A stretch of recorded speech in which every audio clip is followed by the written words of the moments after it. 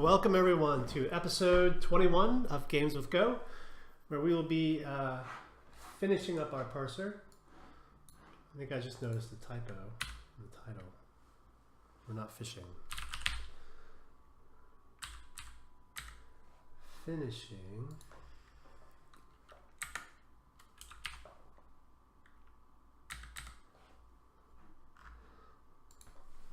Update.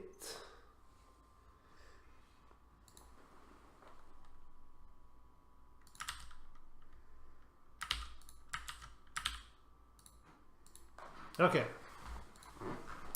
we're going to finish up our parser, and I don't think it will take very long, maybe 30 or 40 minutes. So we can use the extra time for Q&A, random Q&A, and maybe to decide what the next project will be. So before we get started, one of our viewers, Dave Parker, noticed a bug in our lexer. So when we're lexing numbers, currently we accept plus, minus, and period as possible starts to a number.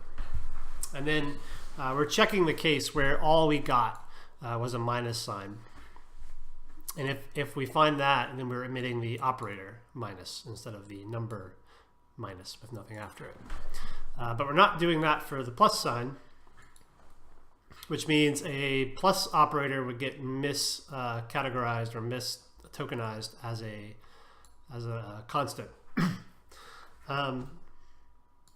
So what I think I'm going to do here is, since like the Go code's never going to output a plus for a positive number and people don't tend to either, I'm just going to take that out. So numbers need to start with a number, a minus, or a period. So just to do a quick check,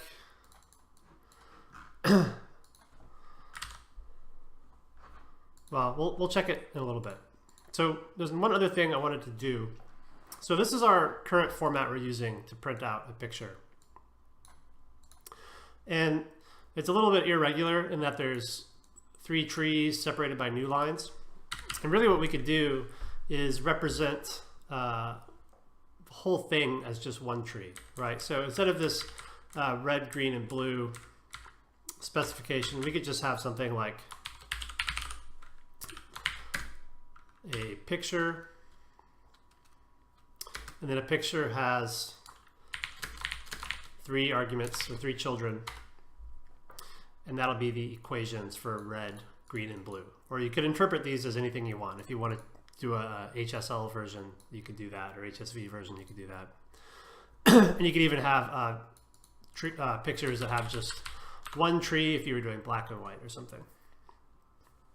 So we're going to make a root node, or maybe we'll call it a picture node, that has 3 children, and that's how our trees will be formatted. And so it'll look basically like this in the end. That'll simplify our parsing, because our parser will be able to assemble everything together in a nice regular way, rather than having an exception for the top level of the tree.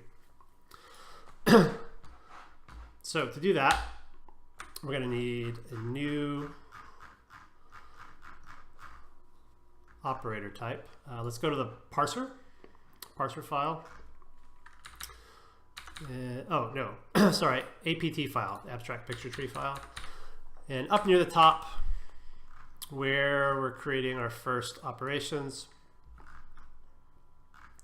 we'll make a type op picture. And we'll give it a constructor.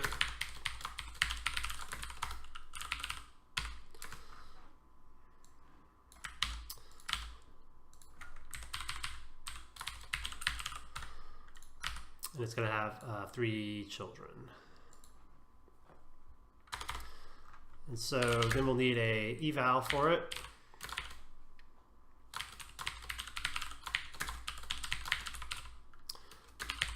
Just so that it satisfies the contract to be a node interface. And this should never get called, I don't think.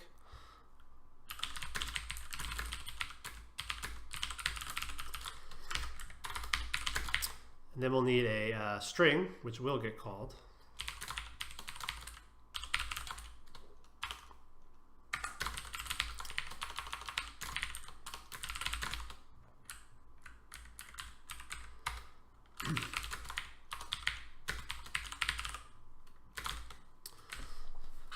then we'll do a new line for each, for the red, green, and blue children, just so it's a little easier to read.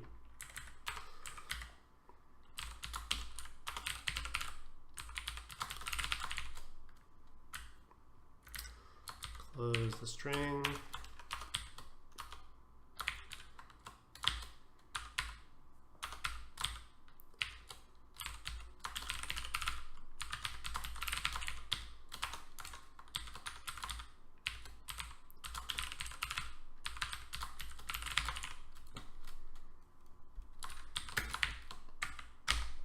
Okay, that should be children with an N at the end.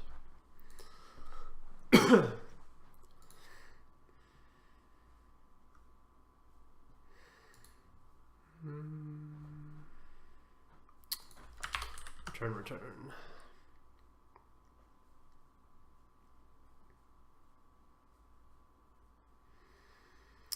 Undefined X, undefined Y. What are we talking about?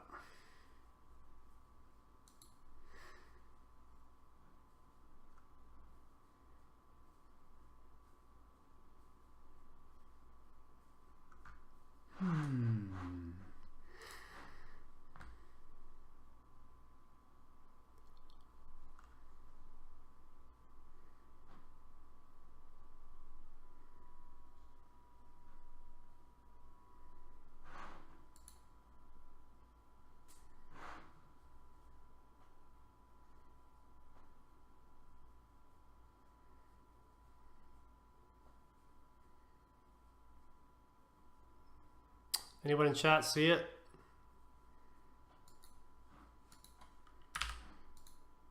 I don't see it. 172. Oh. Extra comma. Someone in chat did see it. Thank you. Mundane details. Okay. So now we've got that's going to be the root node for our whole tree. So now we need to start parsing. So how are we going to do that? So we've got our placeholder parse function already in here.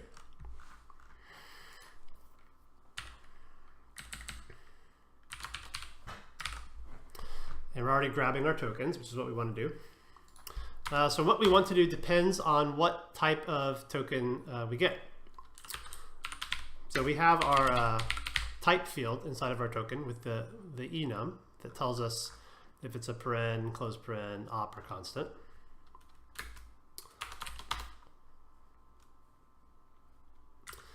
And so we can look at each case. So we can have an op, we can have a constant, close paren, or open paren. So what do we do if we have an op? First thing we need to do is get an actual node from our token. So our token is going to have, it's an op token, so the type is op. And the value will have the name of the operation, plus, minus, simplex, noise, and so on. So what we're going to need is a function that can take in this value and return a node of that type of operation. So that's a bunch of boilerplate, but it's easy boilerplate.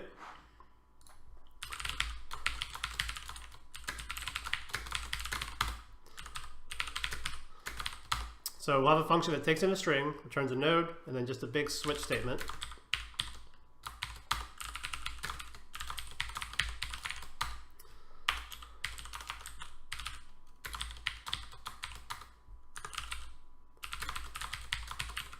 And you know what? We might actually be able to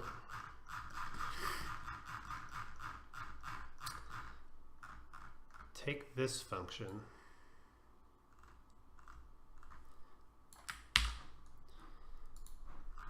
and leech off of it. So this is in the APT file. We've got the get random node.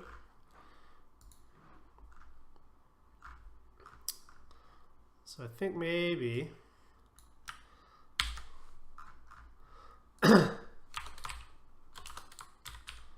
We can go like this. Save some pain.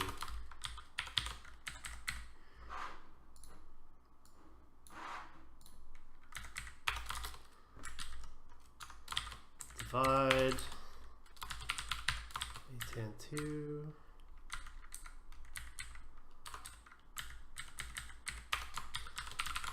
A10.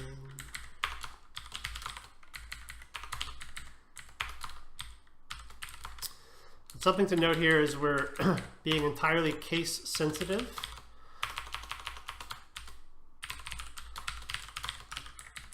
With our parser, which you don't have to be. You could, there's a function that will turn a string to lowercase, so you could turn everything to lowercase before you start doing this stuff to make it case insensitive.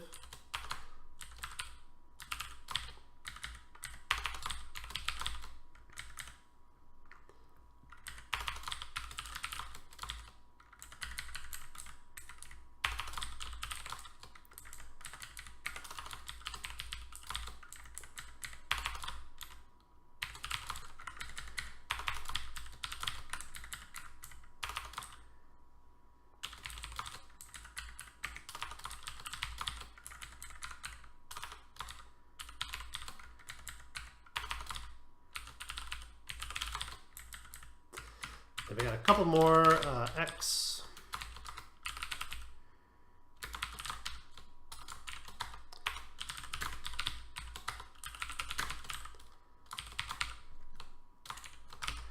And I think that'll be everything.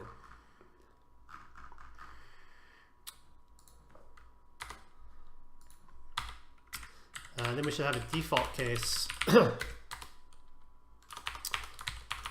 if we didn't get any of those things, we should panic and say,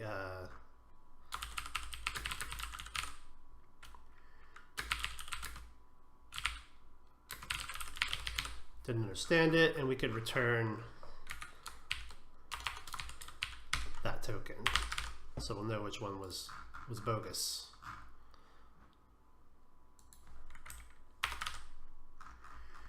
Okay. So now that we have that function, we can use it. So we'll get our node, string to node token.value.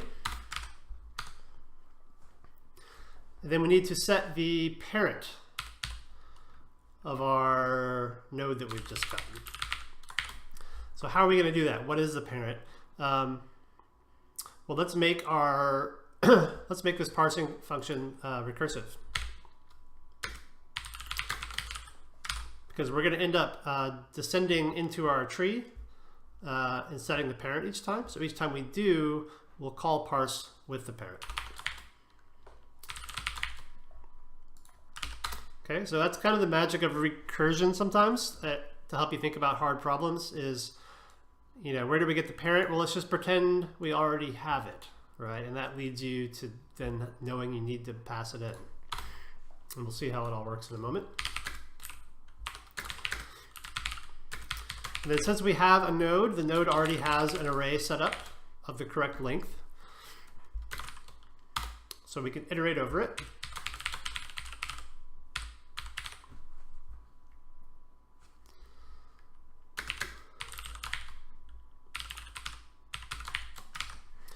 So we go through each child, get children,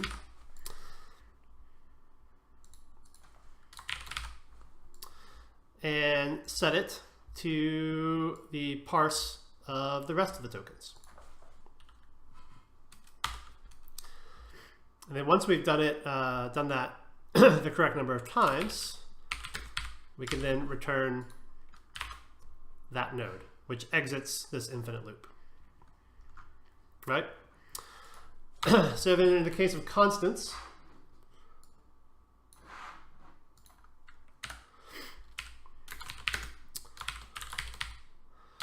we know that it's going to be a new op constant. And we'll need to set the parent just like before. So now we're going to have a string representing the thing that we think is a number. And our lexer doesn't perfectly check to make sure it's a valid number. Remember we talked before about how our Lex number will accept something like 0.234 or 0.234, which is good in that it's flexible, because if a human types in a floating point number in a non-standard way, it will accept it, which is good. But then we could get some invalid ones here. But now we're going to check that in the parser. And what we can do is we can use a library function in string convert called what is it? Parse float. And we'll give it our tokens value and tell it it's a 32-bit float. All right, and that will return. Let's see, do we not import string convert yet? Let's go import it. Import strconv. So that'll give you back a value and an error. So if it can't parse this, if it was one of those invalid cases we were talking about, we'll get the error here.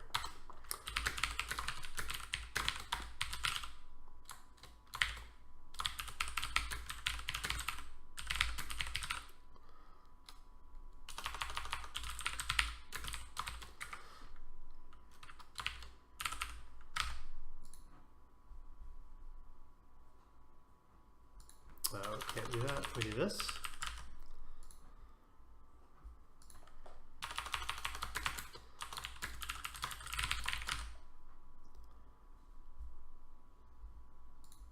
All right, there's got to be some way to do that. I'll make a note.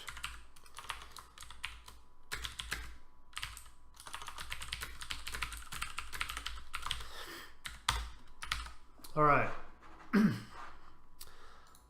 But if there was no error, then we know our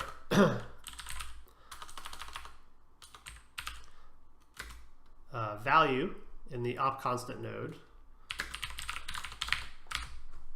is v.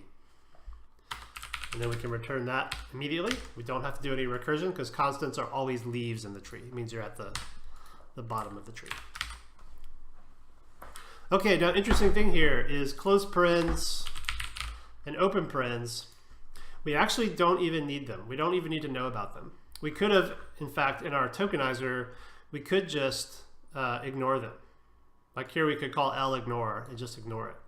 And the reason we don't need to know about them is because all of our operations have a fixed or known number of children. Right? We always know exactly how many children we need. So we don't need to look for a closed paren to know when to stop. Right? So if that wasn't the case, we would need to do something like an infinite for loop, and then if token.type is closed paren, then you would know to stop adding more children. So in our case, we don't need closed paren and open paren, but it's possible we might need them in the future if we added new features. For instance, our picture node, or a picture op, currently it assumes you're always going to have three trees, or three children, one for red, one for green, one for blue. If we wanted to support a black and white or grayscale option, that would only have one child. And so this could have a variable number of children, and then we could make that work by making use of our closed parens and open parens. So I'm going to leave them there just to keep it flexible. But you could leave them out and pull them out of the lexer if you were never going to do that. All right, and then if we go here and begin lexing, where we first start calling our parsing, we need to pass a parent. The very first thing we start parsing won't have a parent, right? The very root of the tree, the top of the tree doesn't have a parent, so we'll just pass in nil. Let's see. We're not using print lines, take out format. Okay, so that's step one. And that's actually the whole thing. It's done. So once we've got the tokens, that's how simple turning those tokens into our abstract syntax tree is, which is pretty cool. So we should, at this point, it should not be much more work to load in an image from file and and render it. So let's see what else we need to do.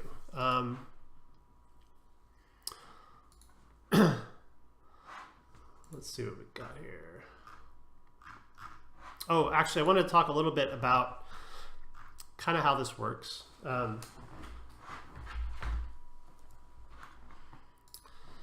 Fire up the drawing program.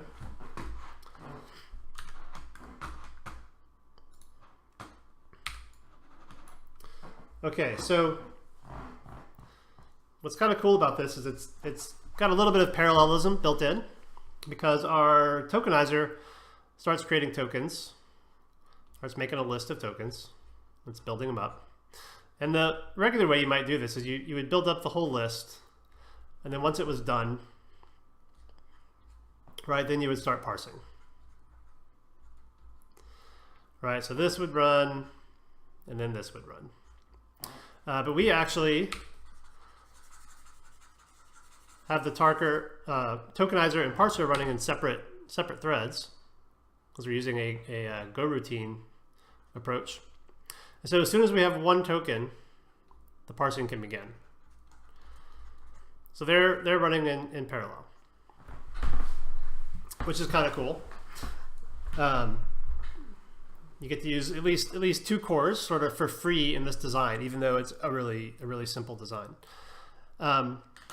One gotcha though, if we go look at where we're doing that, yeah. So this is our Go routine that's doing the lexing, the thing that's running in its own thread, and when we emit a token, let's go to the emit function. Every token we emit, we're dumping it onto a channel, right? And there's lots and lots of tokens. If we were parsing a really huge thing, this channel will get used a whole bunch of times, and there's quite a bit of overhead in putting something in a channel, right? Because it's like a thread safe queue. So when you put something on it and take something off, it's got to do a fair bit of work to keep it thread safe. So that ends up being a bit of a performance bottleneck. So if you really wanted to take advantage of parsing and lexing in parallel without that, what you'd probably want to do is do something like batching up the channel, right? So like what you would do is emit would actually add to a slice, like append to a slice, or you'd have a pre-allocated slice of a certain size, like 100, or an array of like 100 or 1,000 tokens, and you would emit into the array, and then once the array was full, you could spit that entire array out into a channel. So you'd be doing these big chunks to reduce the overhead, but still get to run in parallel. So anyway, that's just something you would think about if you were having to parse huge things, like the few bytes we're parsing. It doesn't make any difference. Don't bother. Okay. So how do we use our parser? So we're firing off our parser when we have a command line argument. And right now we're just ignoring what's returned from begin lexing, but now we know we're going to have a picture node.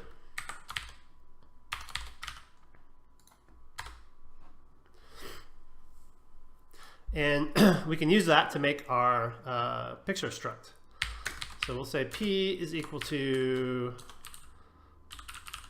picture, and picture's just got an R, G, and B. So it's just going to be P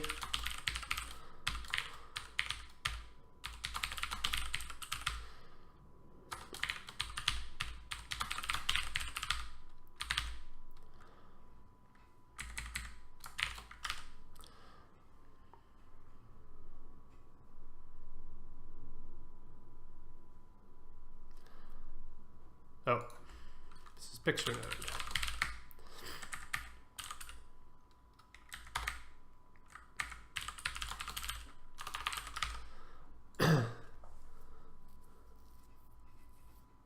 Get children.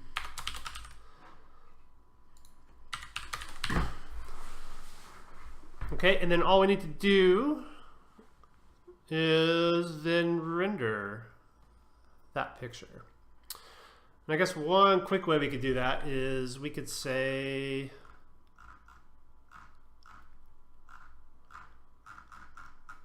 where do we set our state up? Right there. Okay, I'm gonna grab all of our stuff for the command line argument, cut it, and move it down here just below state. So if we do get an image loaded, I'm just gonna set it into the zoom state and set this image as the state's zoom image. So first we'll need to, pixels is equal to APT to pixels, P when width, do full screen, and the texture is equal to pixels to texture. Give it the renderer, give it the pixels.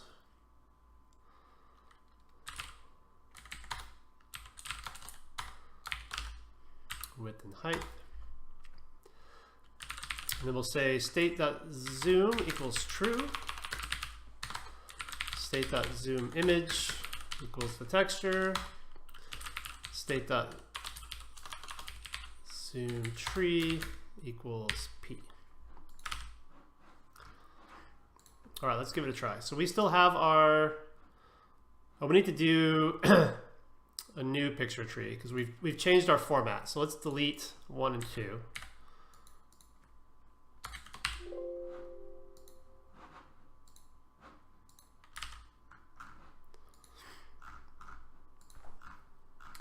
Then let's generate a new one.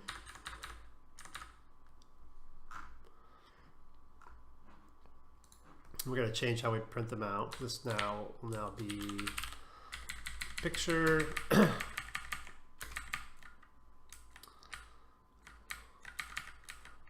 We're just going to take out the G and the B.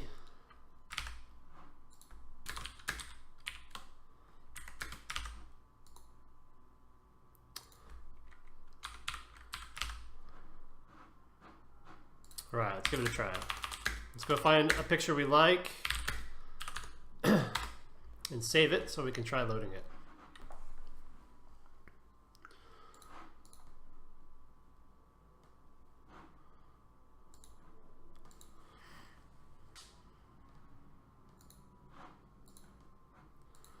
Kind of like these blue ones, kind of like this.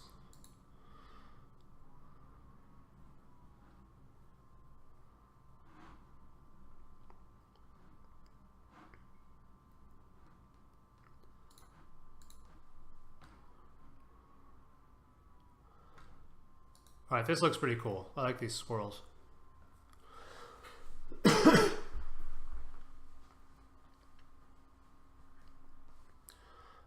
All right, I'm going to save out this cool swirly one. Hit S. Is that the format we expect? I think so. 1, 2, 3.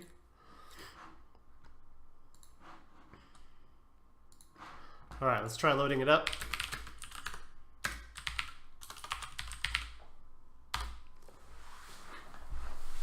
All right, we've got some errors.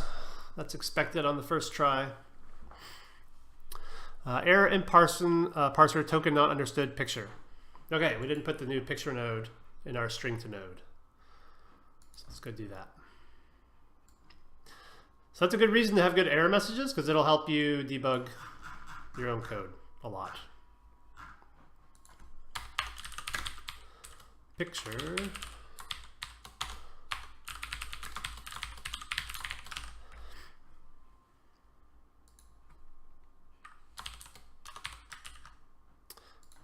Picture.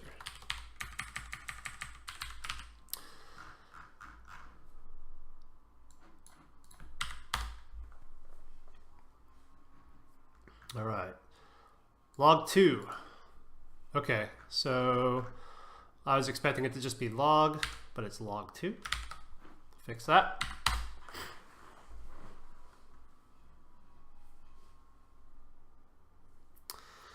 Error while parsing constant op. Let's go have that spit out, just spit out the error. We'll just panic. with the error. So we'll see what it is. Oh, it's getting plus as a constant. I thought we told it. Oh, I know it's wrong. So I took the plus out of the lex number function, but I didn't take it out of the is start of number function. So let's take it out of there as well. So now to be the start of a number, you have to have a 0 through 9, a minus, or a period.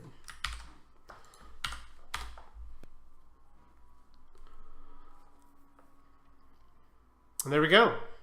Recreated the image from our abstract picture tree that we loaded from a text file. All right, so what we've done the last couple days with this lexer and parser is pretty cool, because you're going all the way from just a raw text file to tokens, and then back to an abstract syntax tree, the tree that represents our equation. And those are exactly the steps that you go through when compiling a programming language. The only difference being that the abstract syntax tree of a typical programming language is quite a bit more complex than ours. Like, we only have functions and constants. The functions all have fixed numbers of arguments and stuff. Whereas a computer language can have any number of statements inside of a function. It can have expressions and conditionals and so on. But it's the same basic concept. You still do lexing to create tokens, and then commonly do some kind of recursive parsing step to turn that back into an abstract syntax tree. So knowing how to do this gives you, the option of making your own scripting language in a game, your own file formats that can be pretty complex. So it's pretty cool. A lot of people won't even try to do this from scratch. It's too overwhelming, so they'll use tools instead. But you can see it's not too bad, right? It's a simple thing we're parsing, but it's not even 300 lines of code to do it. So this can help you feel less afraid of the task if you ever are thinking of doing it from scratch. Okay, so I think that wraps up the Evolving Picture project. I think it's a really fun one. It's fun to play with, and you learn a lot of computer science with it.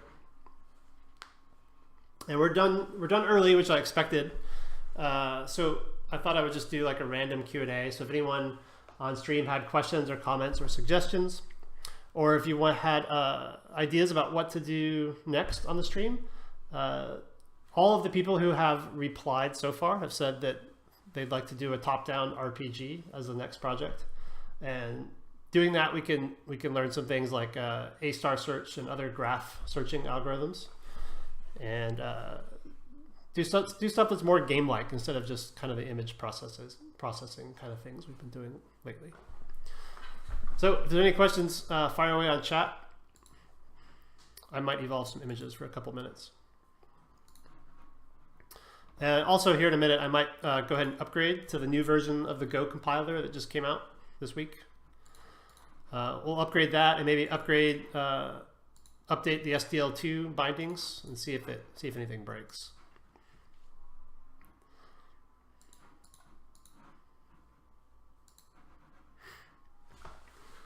So other projects I was thinking of to do next were how to do multiplayer programming. So we could do like a client-server architecture for multiplayer Pong, which would let us learn how to do client-side prediction, things like that. We could start on 3D in OpenGL, potentially.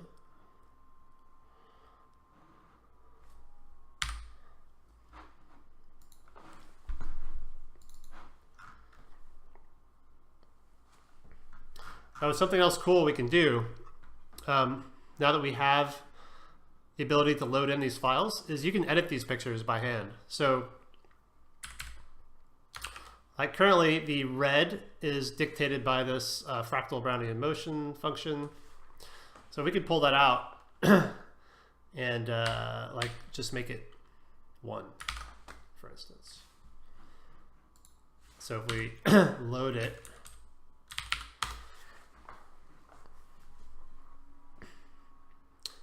Now we have a lot of red, right? And then we can go back, put the FBM back in, and back to the original image. So if you ever get an image that you almost think is perfect, you can get in here and start tweaking it. Like see what little changes do. Change divide to multiply. Totally different. All right, I'm gonna go ahead and upgrade to Go 1.10 and see if anything breaks.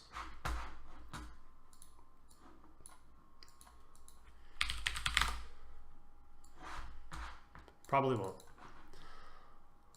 So I'm going to download. I'm on Windows, so I'm going to grab the Windows installer.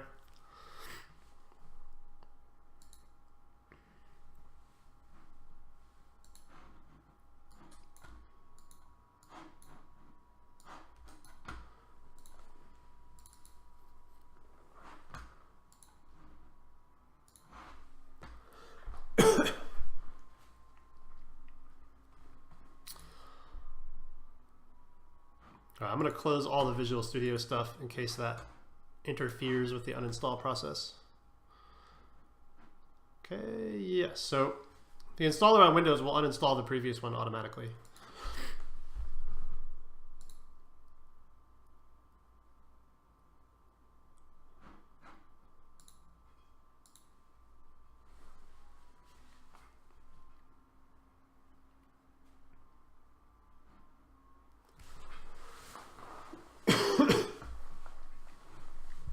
And after this, I'm going to update the SDL2 bindings. So I'll show you the command for that. I think it's just go git update.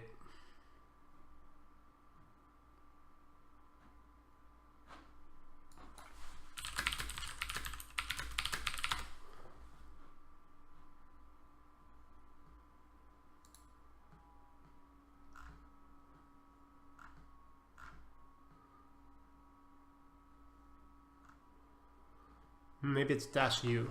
We'll try it here in a minute.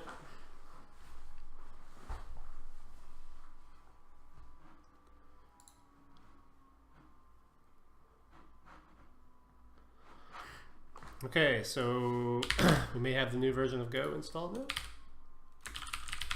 You type Go version to see what version's running, and yes, we've got Go 1.10. Let's see if our SDL stuff still runs.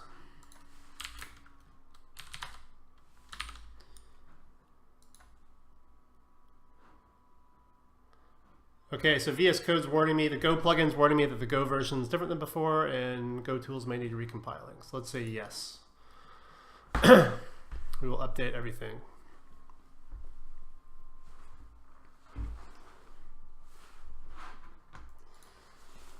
All right, one of the people following along in chat has got their parser working. Congratulations.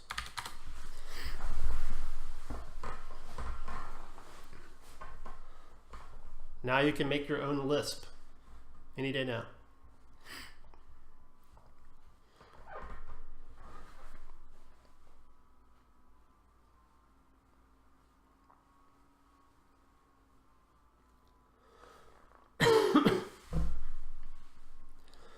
So what's happening here is the Go plugin that kind of gives us all the convenient features when we're working with our source code uses a lot of Go tools. And so it's basically recompiling them with the new version of the compiler. Okay, so I'm going to open up our project. See if the editor still works like before. See if I get an error.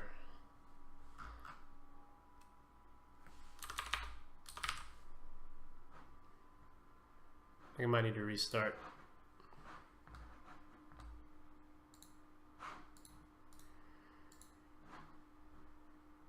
Something's killing the CPU.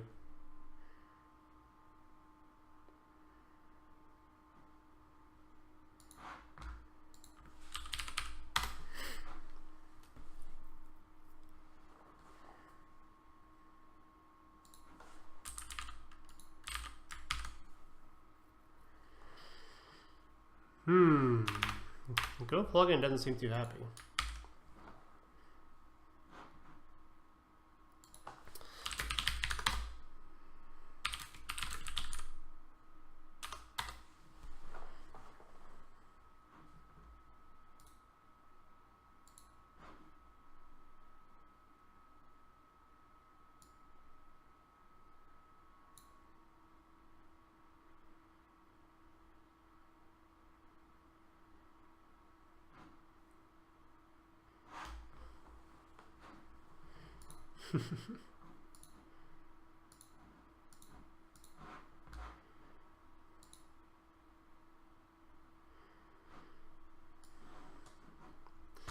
What might be happening is it might be rebuilding the SDL2 bindings, which takes a while.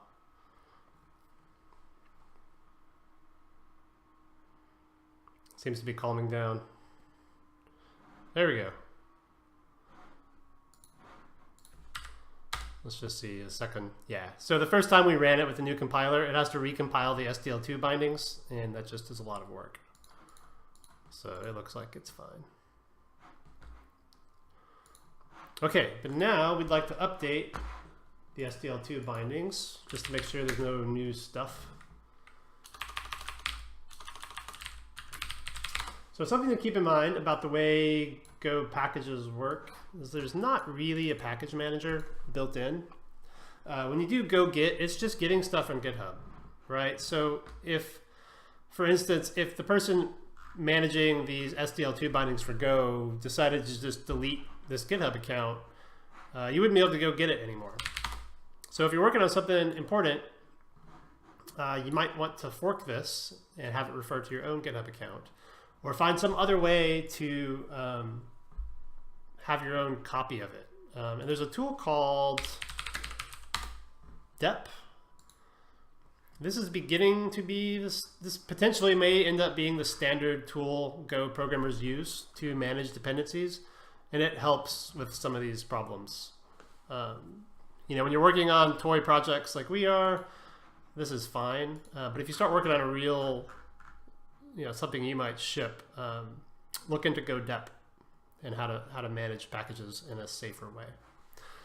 For now, we're just going to get the latest branch of this and see if anything breaks. So we'll do Go Git.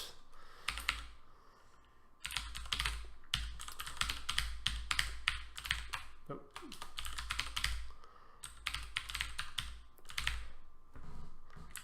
And we'll give it the -u to update it.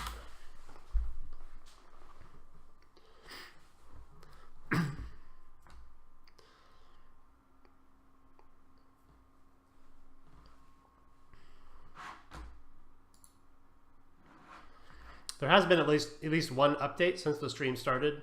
It just made one of the functions more sensible to use. It had an unnecessary return value.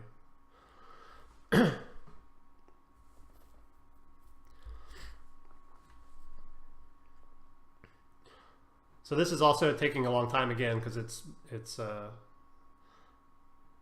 believe it gets it, builds it, and installs it. Okay, so that should be in.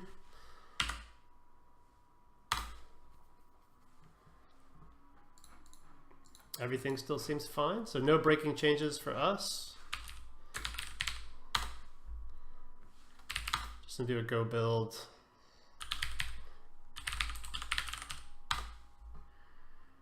All right, good to go.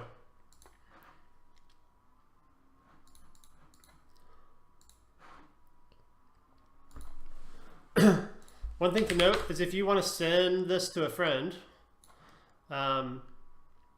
you will need to send them the exe, but you may also need to send them the SDL2 DLL.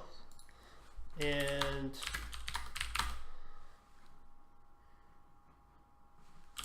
do we have that anywhere in our... Okay, so yeah, the place we put it was in our GCC folder, where was that? I don't remember.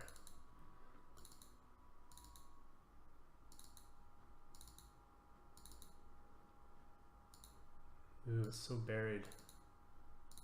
Bin?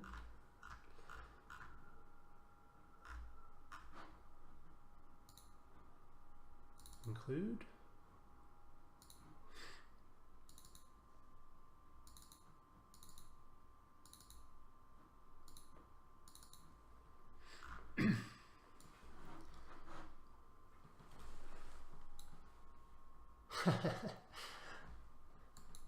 Chad is saying they can hear the desktop fans spinning up through the microphone. Yeah, I can tell when the CPU is working just by the fans. So I'm pretty sure. How can I search within this for?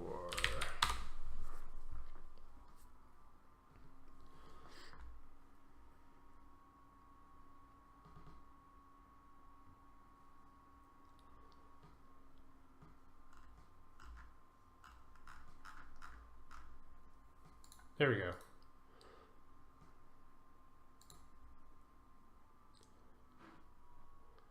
God, what a nasty path. Okay, so if you're on Windows and you went through the SDL setup process with us, this is where your SDL2 DLL is. And if you want to send something you've made using SDL to a friend, you can usually just drop this DLL in the same folder as the exe, and then the exe will find it and it'll work. And if you're on Linux, it's usually easier just to have them install SDL2 with their package manager. I'm not sure if putting the library in the same folder will work on Linux or not. Someone can try it and let me know.